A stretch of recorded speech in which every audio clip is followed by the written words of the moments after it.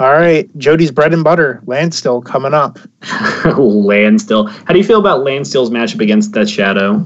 I think Landstill is favored. If I had to lay out the match, like the decks, I think Landstill is favored. They have a lot of removal, lots of card advantage. Every card in their deck has some sort of functionality between like Mishra's Factory and Wastelands.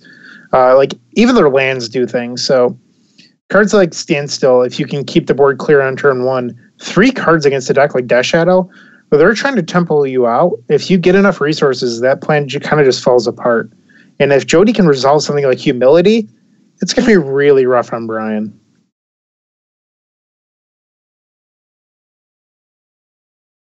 Yeah, absolutely. Here, I played against this deck, and I was actually kind of worried playing as Grixis Control because not because I felt like the matchup was unfavored, but I felt like Standstill was such a good card that it might be really tough for me to kind of get in. A couple cards I like in Jody's sideboard. Gideon Ally of Zendikar, I think, is really good in this matchup. Oh, did they start? Do we miss it? So it looks like they did start here, and it looks like Brian did win the die roll, and he's leading off with Watergrave Thoughtseize here. What cheats? But little does he know that Jody's playing a deck from 2007 that's very good against Watergraves. And it looks like BBD has a new profile picture of him and his best friend Brad Nelson just hanging out. Yeah, the two have lived together in Roanoke, in the same area for several years and just been testing partners and, friends for the longest time here. And, it is really interesting. It's really nice to see this kind of camaraderie amongst folks, I had a couple of those testing sessions in college. That was a joke about the kiss. If you missed that, Rudy, that was pretty good. I'm going to stop talking now. It was not very good. I do apologize, but all right. So I expect to see a Wasteland here. If I was in Jody's shoes, he didn't play a clock turn 1. You might be able to steal a free win with a Wasteland. This seems like an opportune time. And eventually, if you can build up into that Crucible of Worlds, like we mentioned earlier, BBD only has 5 real lands in his deck. So that could just be the game. Right, so we are going to see here, and I remember when I played against Jody, when we played our game 1 for our match, he just wasted me. Just went, waste you. That was like his first 3 turns, and he does only have 3 Wastelands in the deck. I think he's trying to send you a message that your decks are wastes. He did. He sent me a message, and then I sent him a message when I sent him to the losers bracket, which you'll be joining him soon enough, Brian. We'll see. I have I'm pretty sure of 2 of the 3 decks that you're playing. Are you? I am. No, I don't know if you are. There's a good chance that I submitted a Blood Moon deck. In fact, I might even say that I know all 3 of yours. Yeah. All right. Here, right now, I will not confirm or deny anything. What 3 decks do you think I'm playing? It's all submitted, so I can't change anything. I understand. I think it's probably Grixis Control, 4-color Loam, and Miracles. All right, that's not bad. That's pretty based. If I had to guess for you, I would guess TES, the Epic Storm. I would guess Miracles, and I would guess Eldrazi. Okay.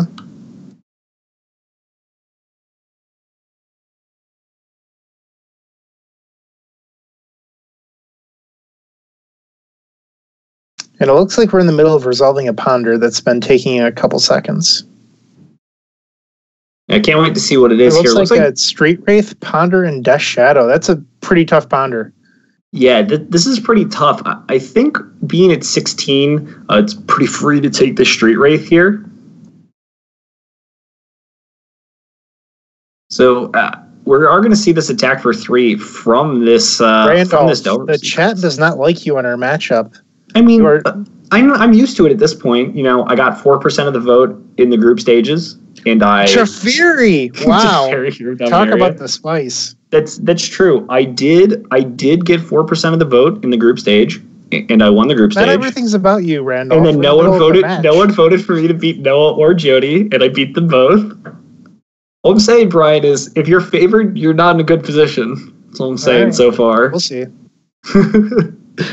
You better hope you're the underdog. But Teferi, Hero of Dominaria, whew, that's a spicy one here. Got to see what Jody's plan here is, and it's kind of hard to want to, with Standstill in your hand and a Delver of Secrets in play. And if you look at Brian's hand, he has 2 Stubborn Denials and a Force of Will. So there isn't a whole lot you can do. You can play the Wasteland, search up a basic Plains maybe, and try to resolve Crucible. It's obviously going to get countered, but I think you need to start drawing out counters, and you need your crucial spells to resolve. So by getting rid of a card you don't actually need to advance your game plan, I think that's fine. Yeah, I think we're in a pretty good set for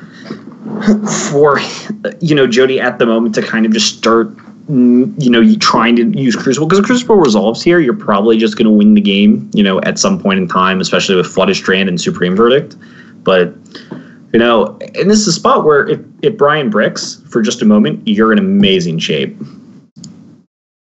So from Jody's side, he really wants to draw a second Plains next turn to get rid of that Insectile Aberration, and then from that point, BBD's not applying any more pressure. You can start to draw into more lands, maybe resolve your Teferi, play a Standstill with counter backup. It's going to take a little bit more than one land to get there, but that's how the game starts to go when you think that you can possibly win. But that Wasteland is probably the best draw that Brian could have had here. Oh, absolutely. This is kind of one of the more interesting things, right, is because Wasteland, not really something that you think about targeting other Wastelands, but for Brian, it's certainly about protecting himself, and it looks like that's really what this Wasteland is going to be doing. It looks like he's considering fetching away the other Wasteland next turn.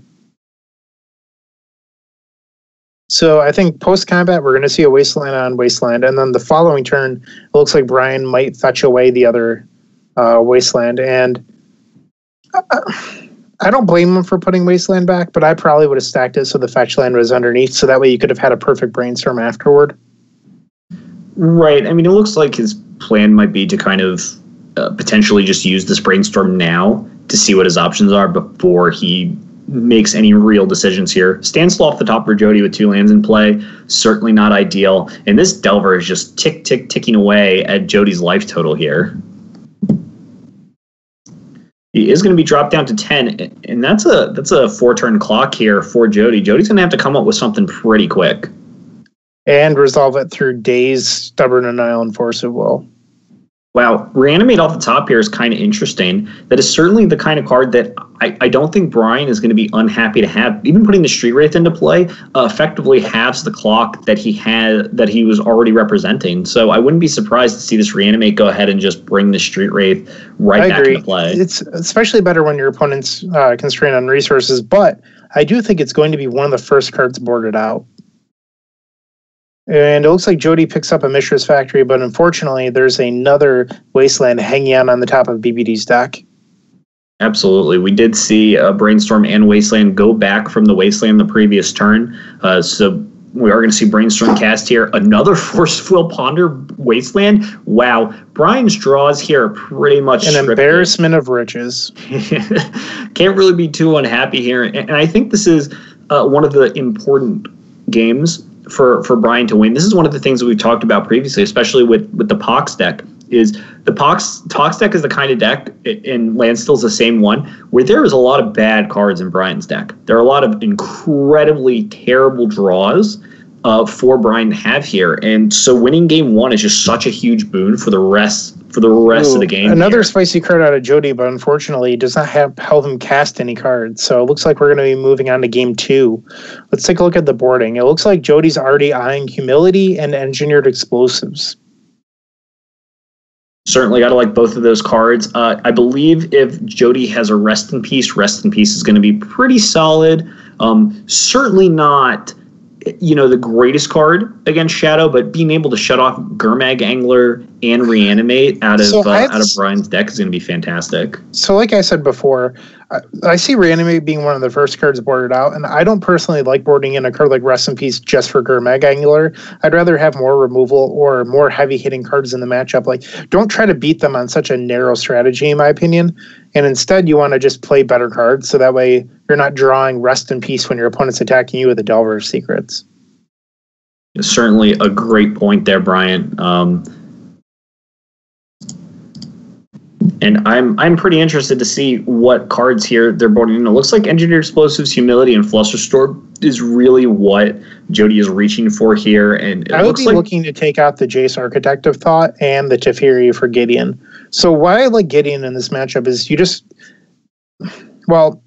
for two reasons. One, 2/2 Knights every single turn are pretty good against, Death Shadow, and it's really tough for a Shadow to overextend without getting blown out by a card like Supreme Verdict. But also, Death Shadow is very weak if you swarm them. So it's part of the reason I like Empty the Warren so much in the matchup. And they get themselves very low on life on their own. So the Knights can actually be a pretty quick win condition. Yeah, absolutely here. We're going to see here, Jody's really looks like he's kind of unsure exactly what he wants to board out. So trying to make a few decisions here. Spell Snare, obviously not very good. Only target is Daze. That's kind of out. A Standstill maybe not be great. Standstill seems very only okay in this matchup, and the reason that it only seems okay is because Brian is playing a lot of very cheap and efficient threats that hit exceptionally hard. So a lot of times these creatures are going to come down before Standstill is really relevant. So I'm not really too surprised to see that card get trimmed just a little bit here. And it looks like Jody agrees with your assessment, Brian. It looks like these Rest in Pieces are going to stay. I'm glad. But it looks like he might not want the Gideon. I'd rather have Gideon than Flusterstorm personally. I don't think you're winning this matchup on the stack. No, this isn't this is a weird kind of Delver deck, right? Because what they have that you can counter, Spell Pierce kind of already takes care of in a sense, and Flusterstorm isn't really exciting. So I do think one thing is necessary for Jody to 6-0 from here on out. Yeah. And it's that you need BBD to quit drawing all of the best cards in his deck, but it doesn't look like that's going to happen. If you look at Brian's hand, 2 days is Thoughtseize, Ponder, Gurmag Angler, Death Shadow, and a Bloodstained Mire. That's a phenomenal hand. And if you look at Jody's side, it looks like he's a little light on lands once again. Granted, these pair of Flusterstorms that he boarded in, they wouldn't have been anything that would have smoothed out his draws regardless. So I think this is ultimately a mulligan. I think it's a very ambitious keep. Even if you peel the second land, you're not killing Gurmag Anglers or Death Shadows or Delvers quickly. But it looks like Jody's keeping, so hopefully this pans out and he draws the land so we can see some interesting magic. Yeah, again, a one-lander here. We've seen Jody keep these kind of hands in the past. Do you think it's good for him to do here? I would have mulliganed personally, but Jody is the land skill expert. We've seen him battle some crazy matches, including Julian, some other guy with a scrubby beard. I don't know.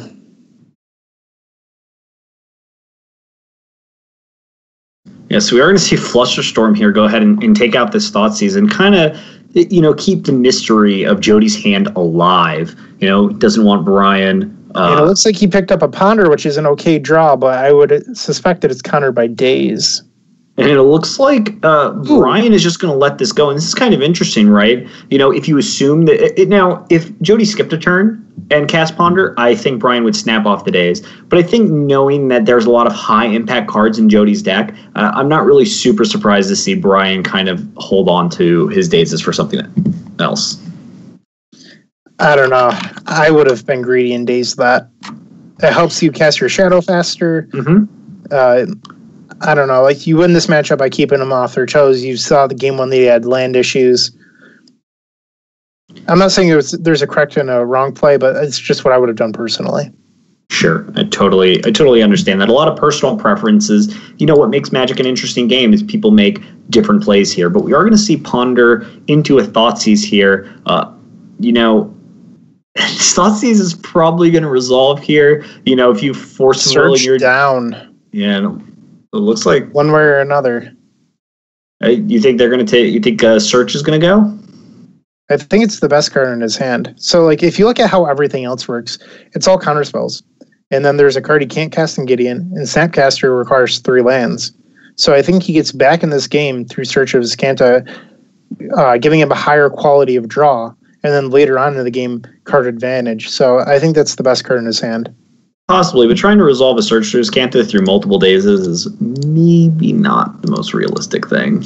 Yeah, but the rest of his hand doesn't do anything. I don't necessarily disagree with you, but this like if I'm in Brian's seat, in my head I've already won. Yeah, I don't disagree with you either. I think actually I kind of want to take the force of will, so you ensure that these dazes resolve, and there's nothing that your opponent can do. You don't want to like play a Gurmag Angler here, get it forced, and have to double daze to to let it go through. But if you just take the force of will here, it just kind of sets Jody back so far. But it looks like Brian is going to go somewhere different from both of us, and he's going to go ahead and take Snapcaster Mage here, drop himself. He's a Platinum Pro, and we play Star City games. To be fair, we are Star City Games Open winners. As is Braun-Duin. He has won one Open, I believe. Well, you could have won an Open about 2 months ago. I think you had sights on other people for your team. I did. I decided that I wanted to play with one of my best friends, and I elected to not play with you. And obviously, I don't really regret it because I would pick my best friend most of the time. But obviously, as I've said before, I'm very proud of your win, and I'm very happy for you. I appreciate it. I think that is one of the events that I've practiced for the most in my entire lifetime. Like the format was brand new, and between the week and a half that we had to test, I had played 150 matches. So I was pretty versed in the format at the time, where going into Baltimore, I haven't been playing much Legacy, so I don't really have a good grasp on the metagame at the moment. No, we are going to see here Double Daze is going to make sure that this Force of Will and Sorcerer's Canta are both countered. Jody is going to draw a second Force of Will, which means that his blue count is going to be perfect. He's going to be able to counter everything here. We're going to see Gurmag Angler come down and hit the table, and I think next turn we're going to see Watery Grave and Death Shadow is going to join. So why wouldn't you play Shadow first there? Because next turn you can play the Grave Shock. It's one more damage. It's possible he's playing around something like Land Plow here. Okay. I'm not really too sure. It's possible that at this point it doesn't really matter, and Brian can just sit back on one of his creatures and just win the game. He doesn't really have to make any plays here, but it looks like he is going to go ahead and play this Death Shadow here as well. And Jody with Counterspell, Gideon in hand, I don't really see how he's going to get out of this. And I am wrong. They're both 5/5s, so didn't matter. But right. There's the Source of Plowshares you mentioned. Jody just doesn't have the white land. No, and with Force Will in hand, it looks like he is going to be protected. Street Wraith off the top is going to make this attack 12, I believe. 7, 8, 9, 10, 11, 12. Yeah, it is going to be 12. So it's obviously not lethal this turn, but it is pretty lethal coming up here. So I think we are going to see Brian complete a 3-0 sweep. Yeah, a clean sweep on the Legacy Premier League, and we are going to see Braun-Duin move on to, I believe, the losers semifinals, where he's going to play against Jarvis Yu. Now, of course, both players are going to get to submit new decks, so they are not locked into the 3 decks. So, you're not going to have like the, game where you're trying to figure out what exactly of the 3 decks they're going to do. They are going to be able to submit 3 new decks. We are going to see Jody had a really good run with some really off-the-wall decks, but he is going to come. His time with us is going to come to a close in Legacy Premier League. He is going to finish in 5th through 6th place. Pretty good run, Yeah. Pretty solid run. I think we should take some time to thank our sponsors. Yes. So we have Card Hoarder, Cardboard.live, not Card Hoarder Live, as was said last week, but Cardboard. MTG First, The Epic Storm, and it hasn't been said, but we should thank Thraben University and Phil Gallagher. He offers to do commentary every week. He does a great job. Let's just take a second to thank him for his efforts. It goes unsaid. Right. I heard he's not Dean anymore since no, he's definitely beat him. Dean. I don't know. I think when you lose a Death and Taxes mirror to, I think you lose part of your. I think that's how the deanship works. I'm not 100%. I think he just loses tenure. I don't think he loses his position. Sure. We do have a second giveaway coming up, and we have some other stuff to talk about. But before we do that, let's just review next week. Jarvis Yu, Braun-Duin, 3 matches, best of 5. That's going to be pretty exciting. A little less. Now you're going to join them in the losers bracket the week after. That's what you think, but I am going to probably run roughshod over you, and I'm going to get a message from you that says, "I can't believe you played so bad and still beat me anyway." And I'm going to be like, "Yep, that happened." I'm going to take a note from our friend BBD here and just clean sweep you. Oh, really? Do you think you can do that? I don't know if you can. Easy GGs. Well, since you're pretty much only able to play one deck, I think I'll be pretty safe since you have to play more than one for our match next week. Well, earlier you said the 3 decks you thought I was going to play, so... Also, I've won my previous 2 rounds playing a deck that is out of my range. Yes, that was very, very lucky of you. I was there, I saw. So that's going to be really exciting next week. Now, here's the catch. Bryant, the winner of you and I actually just goes straight into the grand finals. That's the way that it's going to work. The losers. I thought they played the winner of the losers bracket, and then the winner of us is going to go to the grand finals. Yes. The loser of us is going to drop down to the losers finals, play the winner of Jarvis versus Braun-Duin. Whoever wins that comes back to play the winner in the grand finals. Here's the catch: if they lose, they're out. But if the loser's final winner has to win twice. That means they have to win 2 sets of 5 in order to our match become next the week has a lot of weight on it. Yes. It's going to be very exciting. I really can't wait to see what's going to happen. I do know we have another giveaway. Our giveaway is going to be a playmat, so I think we're going to get that up in just a little bit so we can try and get everyone in. I heard this that playmat it looks has great. the Dean's face on it. Is that true? Whose face? The Dean. I don't believe so. That's unfortunate. Is it? Yeah. So right now, spam card holder into your Twitch chat box in order for a Dean face playmat giveaway. Yeah, but we're going to run that for a little bit. Again, thank you so much to our sponsor, Card Hoarder, for making this possible. We do appreciate everything that they do for us. They also allow us to make sure that all of us can play, no matter what deck that we want to play. So when Bryant wants to play a deck that is not the Epic Storm, they allow him access to that. I have not used a card hoarder card this entire league. Wow, that is impressive. I have done nothing but use card hoarder decks. Well, some of us are winners, Rudy. Now, the card order is great. I've talked about it before on Legacy Premier League. They give you the best rates for buying tickets. It's why I use them. They also have very competitive rates for buying cards individually through their site. I'm a big fan. I think it's a lot easier to use than other sites when purchasing whole decks. Big fan of Card Hoarder. Yeah, it's great. I'm obviously a little biased because I work for Card Hoarder, but even if I didn't work for Card Hoarder, I still love everything that they do. And obviously I get to see some things behind the scenes. And I got to tell you, Nathaniel really cares about the players.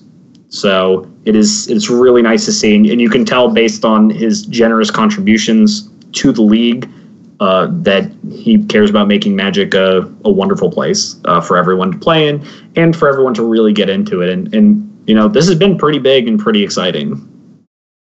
So about 3 or 4 months ago, I went to go sell a bunch of tickets at 7 or 8 in the morning. And I received a very creepy message from Rudy asking if I was trying to sell my tickets. I was unaware that Rudy worked for Card Hoarder. I was being friendly and helpful. That's one way of describing it. This is just toxic. This toxicity, don't worry, Bryant. I'm going to end your toxicity next week, and I'll let the winner of Jarvis versus Braun-Duin mop the rest of you up. Whatever's left. Yeah, we'll see. So we do have a winner. The winner is Sleeping Bag Cloud. So just go ahead and message, I believe it's Julian, and he will help you get your playmat. Yeah, so I thought this week's matchups were terrific. Granted, the second, what we got to commentate on wasn't as exciting as the first. The first match was phenomenal. Go back, rewatch Jarvis U and Michael Bond, and then watch Braun-Duin versus Jody Keith. It's great Magic. Support Legacy. Support Michael and Julian by donating. They're terrific hosts of Legacy Premier League. They put a lot of work into this. I know that Michael had to buy a new hard drive at the beginning of the league because his fried. So give them some support, donate to them, show them your appreciation for this great league that they've put together. Yeah, it's been fantastic. I've played in this the last 2 seasons. Last season did not do very well, but this season I've kind of sat down and been pretty fortunate and gotten pretty far. And I'm in the winners finals now. I'm playing against Brian Cook. He's one of the actual sponsors of the EpicStorm.com. So terrible guy, very toxic. It's true. Extremely toxic. Only knows how to play one deck. But if you're interested in learning how to play that one deck, you can go to the EpicStorm.com to check it out. But yeah. I was going to make a joke about the card that I killed you with the first time we played, but I can't remember what it was now. It's similar to Send to Sleep, but it has flashback. It was Feeling of Dread. Feeling of Dread, yeah. I should have registered a Feeling of Dread for next week. I regret that right now. Oh, what a fool. What a fool. Well, then you'd have to play a white and blue deck. Yeah, I wouldn't want to play that. Maybe some Mentor Storm. Ooh. Oh, yes. So thank you very much for tuning in. Make sure you join us next week. Myself versus Brian Cook, Jarvis Yu versus Brian Braun-Duin. And we appreciate you guys for tuning in. Brian, where can people find you? At Twitter, at MTG The Epic Storm. Great. And if you're looking for me, it's at The Notorious BZA. I also brought back my podcast with Tannen Grace, who does commentary for us sometimes, and Brad Carpenter. That's Grinders Cast MTG, so be sure to check that out too. Cool. Well, everyone, thank you for watching.